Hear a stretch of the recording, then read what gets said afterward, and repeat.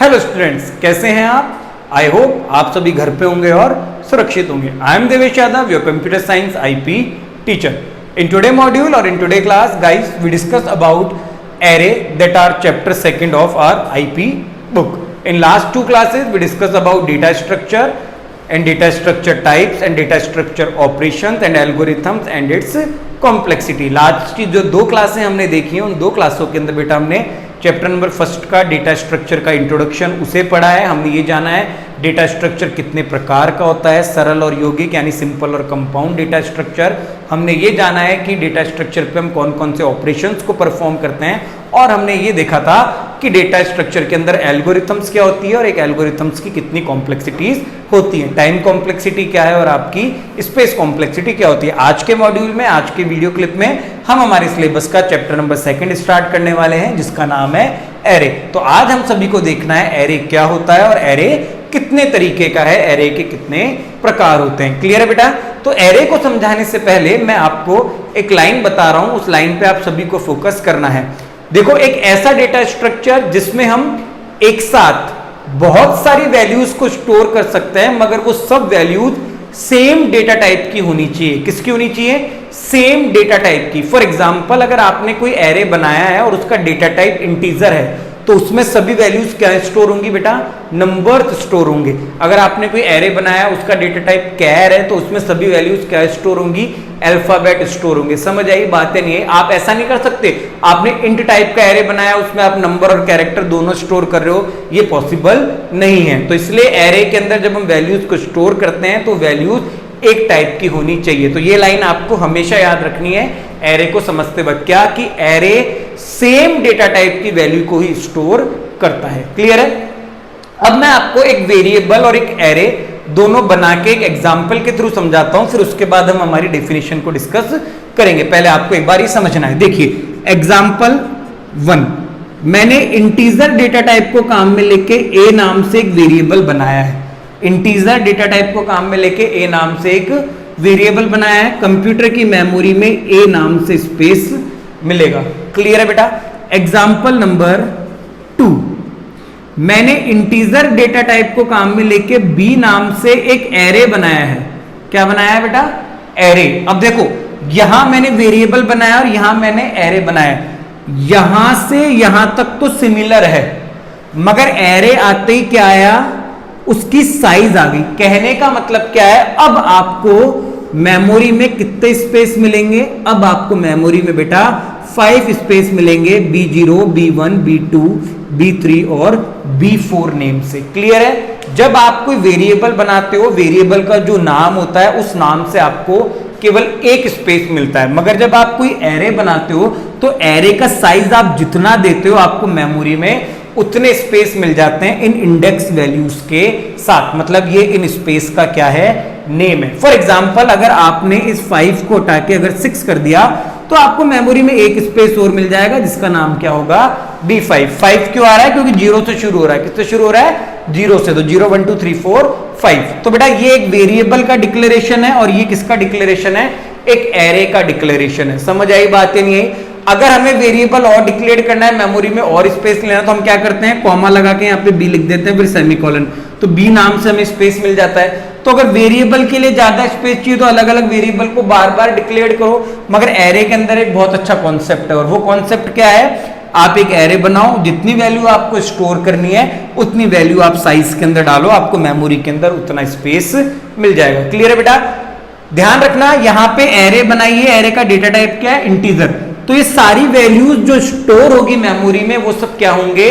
Number होंगे। जो variable का रूल होता है ना, वही का वही रूल यहाँ पे इंप्लीमेंट होता है। जैसे ए और बी वेरिएबल है, डेटा टाइप इंटीजर है, तो यहाँ पे 10 स्टोर हो सकता है, 12 स्टोर हो सकता है। यहाँ पे एरे बनाया बी नाम से, उसका डेटा टाइप इंटीजर है, तो ये पूरे मेमोरी के अंदर केवल नंबर ही स्टोर होंगे, जैसे 10, 12, 8, 9, 16, 15। आप यहाँ पे कैरेक्टर स्टोर नहीं कर सकते। अगर आपने ऐसा कर दिया, जैसे मैं एक एरे और बना रहा हूं इंट सी नेम से जिसका साइज 4 है, तो मेमोरी में कितने स्पेस मिलेंगे? फटाफट से बताओ। 4। किस नेम से? C0, C1, C2 और C3 से। अब यहाँ पे इंटीजर स्टोर करना मिलेगा 11, A, 12 और बी।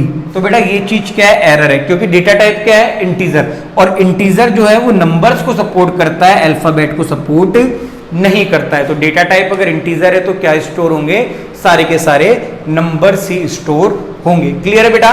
तो एरे एक डेटा स्ट्रक्चर है जिसमें सीक्वेंस में, मतलब सीक्वेंस में, क्रम में B0 से लेके B5 तक वैल्यू स्टोर होती है, और वो सब वैल्यूज किसकी होती है, सेम डेटा टाइप की होती है। तो इसलिए हम अब डेफिनेशन पे आते हैं, क्या लिखा है, an array is one of the simple data structure.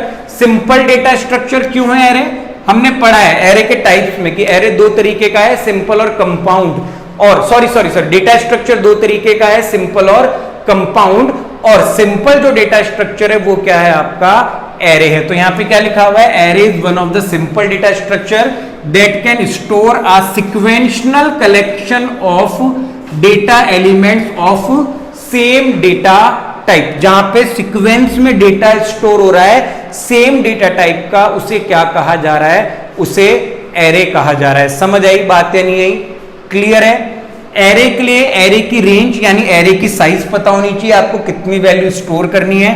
Array में मेमोरी में डेटा सीक्वेंस में स्टोर होता है, और आपका डेटा हमेशा एक डेटा टाइप का होना चाहिए। अगर डेटा टाइप इंटीजर है तो सारा डेटा क्या होगा, इंटीजर ही होगा।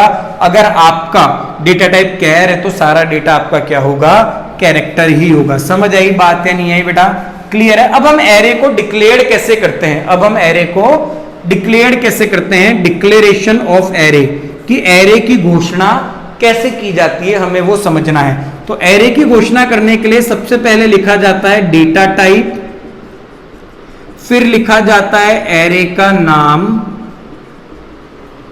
और फिर दी जाती है एरे की साइज, और फिर लगाया जाता है सेमीकोलन। अगर इसका एग्जाम्पल करेंगे तो किस तरीके से होगा, यहां लिखना पड़ेगा इंट, यहां पे लिखना पड़ेगा एरे का नाम, और यहां पे देनी पड़ेगी उसे साइज, और यहां पे हम लगा देंगे सेमीकोलन। तो ये क्या हो गया, हमारा एरे का डिक्लेरेशन हो गया। ये क्या हो गया, हमारा एरे का डिक्लेरेशन हो गया। डेटा टाइप, एरे का नाम, उसकी साइज, हमने यहाँ पे डेटा टाइप लिखा या एरे का नाम हमने ए लिया, और उसका साइज हमने क्या दिया, 5। तो मेमोरी में कितने स्पेस मिलेंगे, मेमोरी में हमें 5 स्पेस मिलेंगे। किस नेम से, A0, A1, A2, A3 और A4 नेम से। और इनके अंदर हम कैसी वैल्यू स्टोर कर सकते हैं, इंटीजर टाइप की वैल्यू को हम इसके अंदर स्टोर कर सकते हैं। बात समझ आई या नहीं आई, क्लियर है। एरे, एरे क्या है, एरे एक सरल डेटा स्ट्रक्चर है जिसमें हम एक क्रमबद्ध तरीके से या क्रम के अंदर डेटा को स्टोर कर सकते हैं, और वो डेटा एक ही डेटा टाइप का या एक ही प्रकार के डेटा टाइप का होना चाहिए। एरे के लिए पूर्व निर्धारित जो उसकी रेंज है वो हमें पता होनी चाहिए। एरे के अंदर, मेमोरी के अंदर डेटा सिक्वेंशनल फॉर्म के अंदर स्टोर होता है, और एरे के अंदर जो डेटा स्टोर होता है वो हमेशा एक ही डेटा टाइप का होता है। तो क्लियर है सब बच्चों को, हिंदी मीडियम इंग्लिश मीडियम दोनों बच्चों को, कि एरे क्या होता है। क्लियर है बेटा यहाँ तक। आगे हम बात करेंगे एरे का, जो हमारा दूसरा टॉपिक है उसका नाम है टाइप्स ऑफ एरे। एरे कितने प्रकार का होता है। तो बेटा एरे के प्रकार की बात करें तो एरे दो प्रकार का होता है, एक होता है सिंगल डायमेंशनल और एक होता है multi dimensional. Single dimensional array वो होता है जिसमें एरे का नाम भी एक होता है और एरे की साइज भी एक होती है। पहले ध्यान दीजिए, सिंगल डायमेंशनल को हिंदी में एकल आयामी एरे भी कहा जाता है। क्या कहा जाता है, एकल आयामी एरे। और मल्टी डायमेंशनल को हिंदी के अंदर बहुआयामी एरे भी कहा जाता है। एरे कितने प्रकार का है, एरे दो प्रकार का है, एकल आयामी और बहुआयामी। एरे 2 टाइप्स का है, सिंगल डायमेंशनल और आपका मल्टी डायमेंशनल एरे। क्लियर है बेटा। अब मैं दोनों के ऊपर एग्जाम्पल बना के दिखाऊंगा आपको, आपको समझ आ जाएगा सिंगल और मल्टी के अंदर डिफरेंस। देखिए यहां मैं लिख रहा हूं इंट, यहां मैंने एरे का नाम लिया ए और उसका साइज दिया मैंने 5 और मैंने लगा दिया सेमीकोलन। मेमोरी में कितने स्पेस मिल जाएंगे, मेमोरी के अंदर 5 स्पेस मिल जाएंगे, A0, A1, A2, A3 और A4 नेम से। क्लियर है, ये है आपका सिंगल डायमेंशनल एरे यानी एकल आयामी एरे। मल्टी डायमेंशनल में क्या होगा, यहाँ पे हमें डेटा टाइप लिखना होगा, फिर हम एरे का नाम लिखेंगे और फिर हम साइज देंगे बेटा 2 जगह। कितनी जगह साइज देंगे, दो जगह। ये क्या है आपका मल्टी डायमेंशनल एरे है। कौन सा एरे है? Multi dimensional. और मल्टी डायमेंशनल को स्पेस मिलता है रॉ और कॉलम की फॉर्म में। किसकी फॉर्म में? रॉ और कॉलम की फॉर्म में। पहला ब्रैकेट रॉ का है, दूसरा ब्रैकेट कॉलम का है। तो कितनी रॉ है? 3 रॉ। और कॉलम कितने हैं? 3। रॉ की फॉर्म में जिसे स्पेस मिल रहा है वो क्या है आपका? मल्टी डायमेंशनल एरे है। क्लियर बेटा? सिंगल डायमेंशनल एरे वो है जिसमें एरे का नाम भी एक है और उसकी साइज भी एक जगह लिखी है, उसे कहते हैं हम सिंगल डायमेंशनल एरे, यानी एकल आयामी एरे। और मल्टी डायमेंशनल एरे वो होता है जिसमें एरे का नाम तो एक ही है मगर उसकी साइज कितनी जगह लिखी है? 2 जगह लिखी है। किसकी फॉर्म में? रॉ और कॉलम की फॉर्म में। और जिससे टेबल की फॉर्म में मेमोरी में स्पेस मिलता है उसे हम कहते हैं मल्टी डायमेंशनल एरे। तो बेटा आज की क्लास में हमने हमारे चैप्टर नंबर 2 के 2 टॉपिक डिस्कस किए हैं। पहला टॉपिक है एरे के परिचय के बारे में कि एरे क्या होता है। जैसे आप सभी को पता चल गया, it is a simple data structure in which we can store data in a sequential form of same data type. बार बार कह रहा हूं, सेम डेटा टाइप। अगर एरे इंटीजर का है तो सभी वैल्यूज नंबर स्टोर होंगे। एरे कैर डेटा टाइप का है, कैरेक्टर का है, तो सब वैल्यूज अल्फाबेट स्टोर होंगी।